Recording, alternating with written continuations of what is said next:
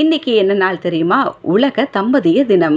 எப்ப நினைச்சு பார்த்தாலும் இந்த நாளை யாராலுமே மறக்க முடியாத ஒரு தருணம். வாழ்க்கையில எத்தனை நாள் வந்தாலும் போனாலும் திருமண நாள் போல ஒரு ஸ்பெஷலான நாள் யாருக்குமே இருக்காது அப்படின்னு சொல்லலாம்.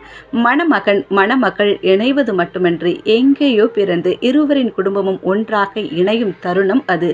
புதிய உறவுகள், புதிய குடும்பம், புதிய வீடு என வாழ்க்கை வட்டம் ரொம்ப பெருசாவே போயிட்டு இருக்கும்.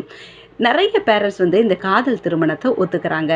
ஆனாலும் அவங்களுடைய சடங்குகளும் அவங்களுடைய கலாச்சாரங்களும் பாரம்பரியங்களும் பிரதிபலிக்கணும்ட்டு விரும்புகிறாங்க. கணவனும் மனைவியும் ஒருவரை ஒருவர் புரிந்து கொள்ளுதல், விட்டு கொடுத்து போதல், கோபமின்மை, ஒவ்வொரு நாளையும் தங்கள் திருமண நாள் போல எண்ணி அளவில்லாத காதலுடன் குழந்தைகளோட தங்கள் வாழ்க்கையை பயணிக்கிறதுலே ஒரு சுவாரஸ்யமான விஷயம் அப்படின்ட்டு சொல்லலாம்.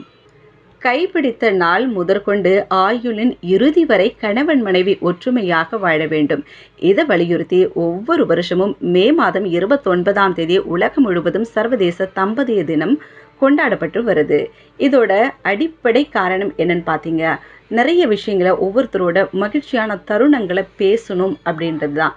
உங்கள் பார்ட்னர் அவங்களோட முயற்சிகளுக்கு பாராட்டுக்களை தெரிவிங்க. நேர்மையாகவும் திறந்த மனதுடனும் உரையாடுங்க. முடிவுகள் எடுக்கும்போது அவர்களின் உணர்வுகளை கணக்கில் நீங்கள் வச்சுக்கோங்க. உங்களுக்கு ஏற்பட்ட பாதிப்புகளை சொல்லுங்க. 2 பேரும் ஒன்றா சேர்ந்து தரமான நேரத்தை செலவிடுங்க.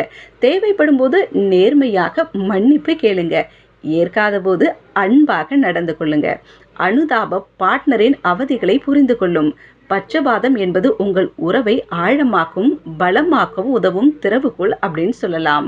ஸோ இது எல்லாமே புரிஞ்சுட்டு வாழக்கூடியவங்களோட வாழ்க்கை சிறந்து விளங்கும். விருப்பு வெறுப்பு அறிந்து ஒருவருக்கொருவர் விட்டு கொடுத்து இருவரும் இணக்கமாக வாழ வேண்டும்.